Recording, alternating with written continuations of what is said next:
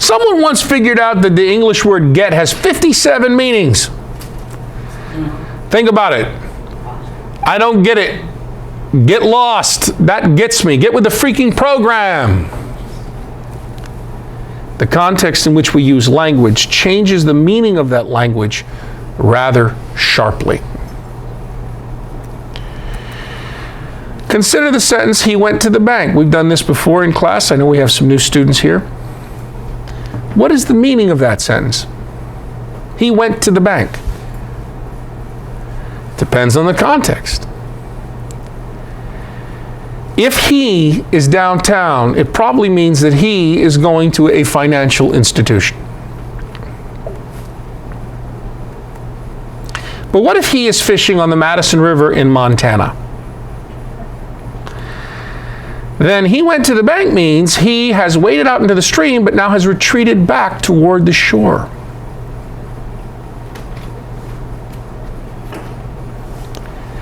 Whether it's words or sentences, language only means what it means where and when you use it. And inspired language doesn't change that. God works in the mess, folks. This causes us big time problems when we start talking about Jesus, the Bible, including the gospel called John. We have a context problem, ladies and gentlemen.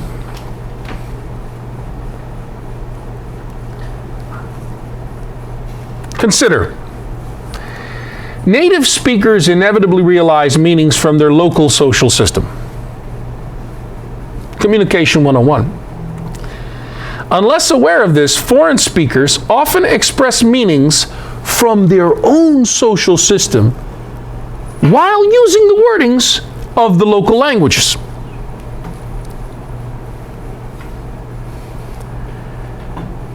And they inevitably distort what's being said. So United States college students often learn to speak English and Spanish, German, and French, while students of the Bible speak English in Greek and Hebrew, but they're still speaking English. And they're not getting what the Bible's actually saying. They're putting meanings into it that are not there. Those readers of John who have no knowledge of the social system of the author of the gospel and his original audience invariably find John, amazingly, expressing meanings that are quite relevant to the United States of the modern, individualist, introspective American Bible reader. Like this guy.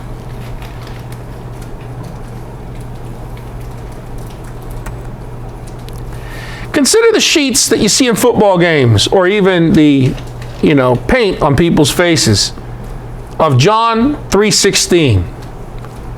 The King James Version puts it this way: For God so loved the world that he gave his only begotten Son, that whosoever believeth in him should not perish, but have everlasting life. You all have heard that before. How many people have heard that before? Right, everybody, right? Of course, we know it like the back of our hand. Let's take a moment to explore what that means. This seems simple enough, right? Does everybody know what that means? That's good. Yeah, maybe you don't know what it means.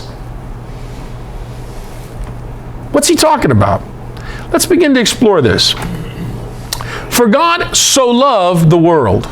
Question, what does love mean to the author of John?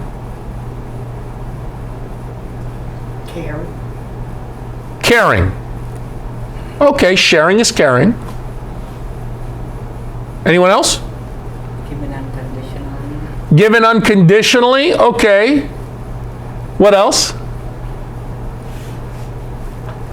I mean, it's very simple. For God so loved the world. We all know what love means. We talk about love all the time, don't we? Love, love, love, love, love. Stick together and stand by it. Not abandon. Hey, a mother's love is like nothing else in the world. Is that what he means? No? How do you know that?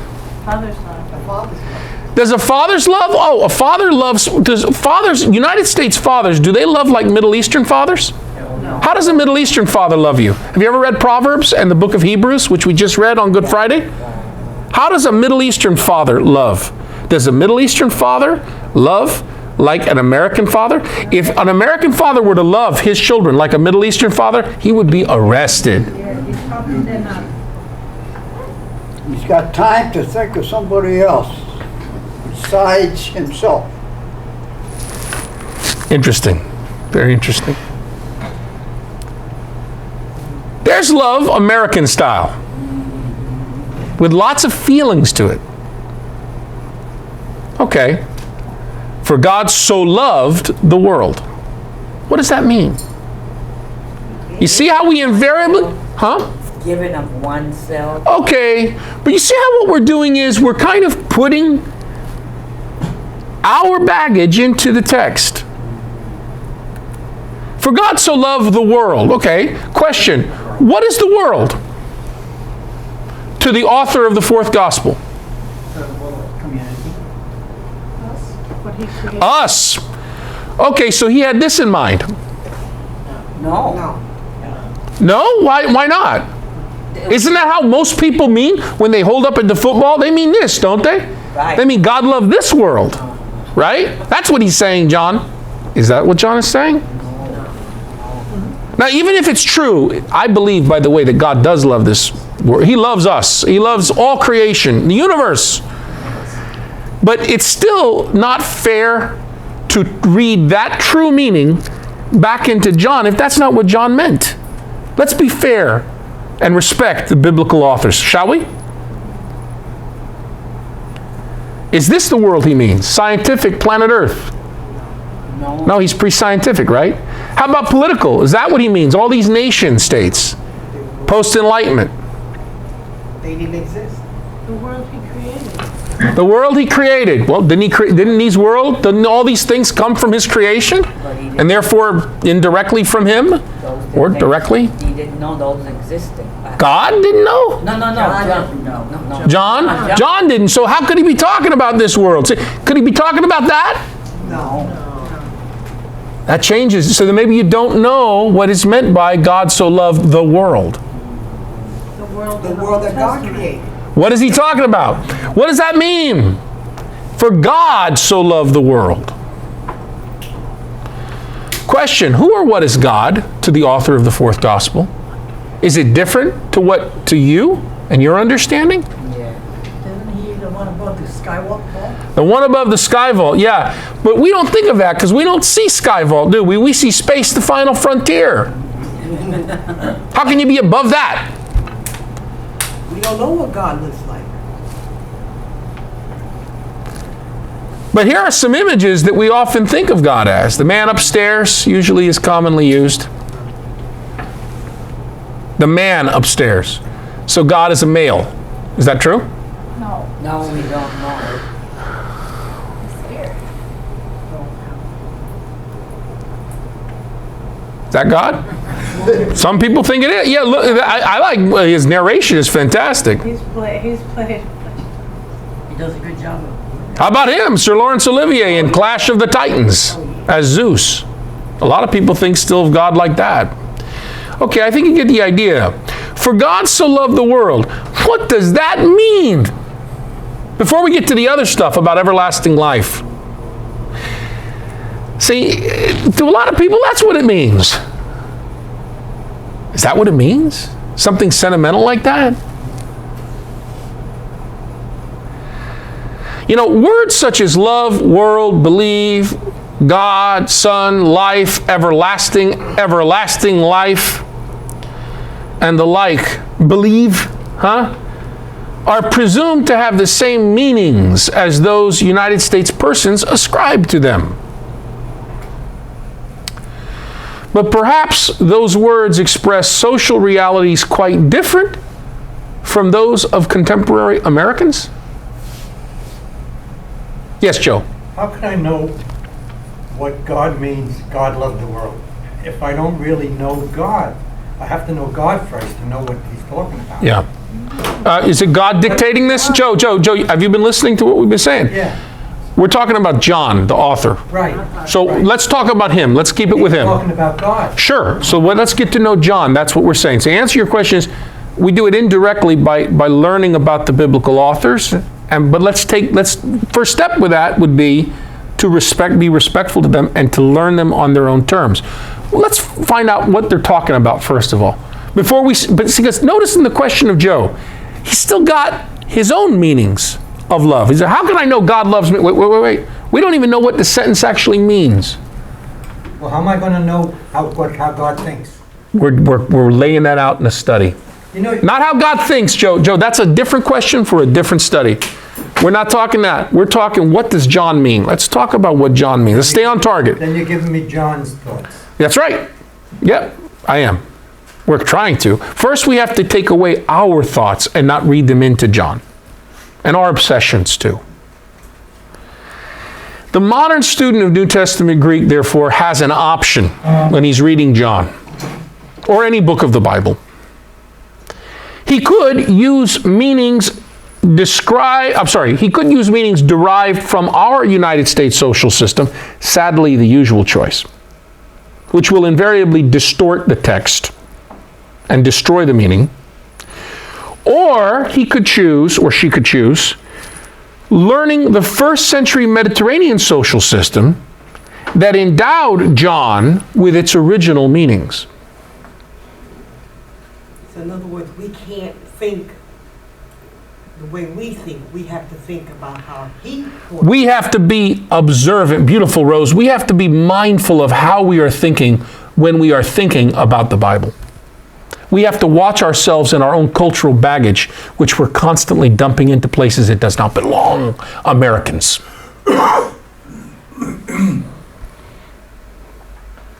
We have to be good, active listeners to each other and to our biblical ancestors in the faith. If it is true that the meanings communicated by means of written or spoken language derive ultimately from a social system, then what sort of social system might account for the distinctive features of the document called John's Gospel? After all, this document we label John, like all written documents, is a meaningful configuration of language intended to communicate something. Right? Yeah. You know, a text is a unit of communication larger than a sentence and expressing some complete meaning. In this sense, John's Gospel can be called a text. People write texts in order to have some social effect, to communicate something. In fact, it could be said that language is essentially a form of social interaction. People direct language at each other in order to mean something, and thereby to create some effect in a social context. Is that pretty clear? So that would apply to John too, right? Sure. So question, who spoke John to whom? In what social context and for what purpose? Can social context be inferred from the language people use? Yes. It's like the language you put on this paper. Yeah, the handout, which we're going to get to in a little bit. You know, it's here that persons who study language as a form of social interaction offer us some very useful insights. They tell us, for example, that what persons talk about is meaningful to their conversation partners, not so much because these conversation partners do not know what the speaker or writer is going to say, but rather it's meaningful to their conversation partners precisely because the partners do know what they're going to say, more or less. Let me explain this. Any listener or reader has at his or her disposal abundant evidence, auxiliary background information of what some speaker or writer is going to say, both from his or her knowledge of how the language works and from a practiced sensibility to what one in fact can say given the specific situation in which the conversation occurs. So, for example, well, let me say this. What persons can and do say in specific situations is part of the set of scenarios that all of us learn in the process of socialization into the social system we call our own. For example, in the United States, any person at the site of an auto accident witnessing a physician speaking with an injured person can be fairly certain they're not discussing Italian cooking. They're not talking about the price of eggs at Publix. They're not talking about the problems of adolescence. They're not arguing about farming in Somalia. They're not comparing and contrasting issues of the crime rate in New York City. Why? Because the situation rules out literally hundreds of thousands of possible conversation topics.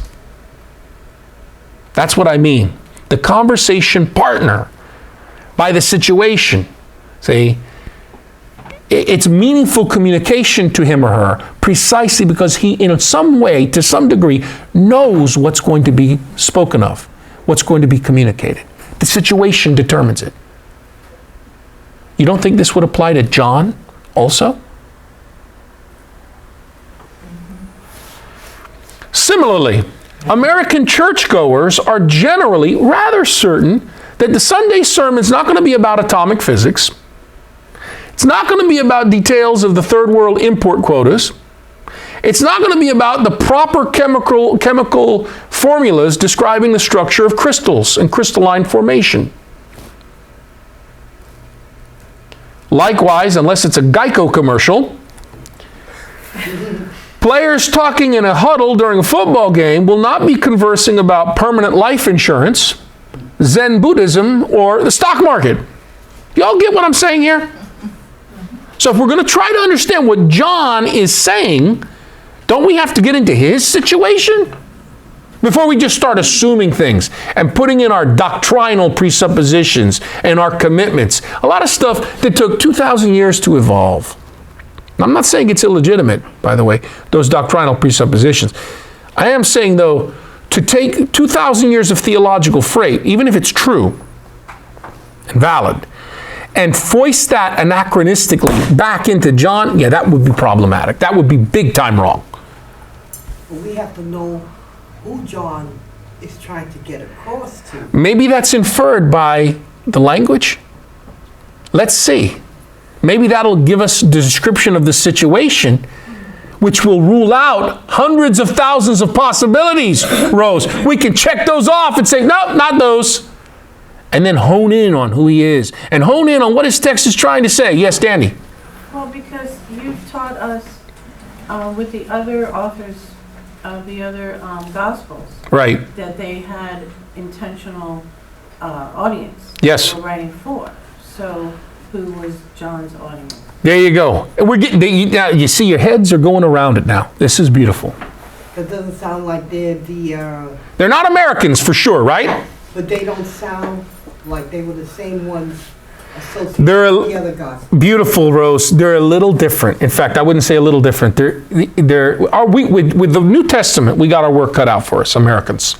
With John, doubly so. As a rule, members of various societies can predict the types of meanings that might be exchanged from the situations in which speaking or writing takes place. It was this insight that led a number of German biblical scholars early in the 20th century to describe the social situation of early Jesus Messiah groups, early churches, on the basis of the patterns of speech or literary forms found in the New Testament.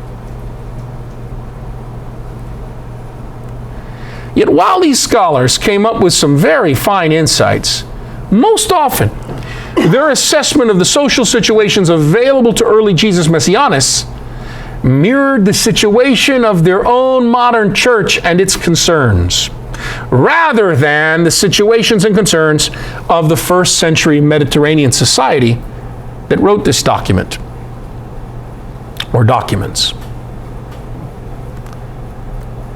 When you read the Bible, folks, take care that you don't fall into anachronism, often stimulated by theological commitments and spirituality. Also, watch out that you don't fall for ethnocentrism, often stimulated by wrong ideas like 1, biblical people are just like us, and 2, holy people equal our own American idealized autobiographies. We need to pay attention to history, but even more so, we need to pay attention to the specific cultural setting.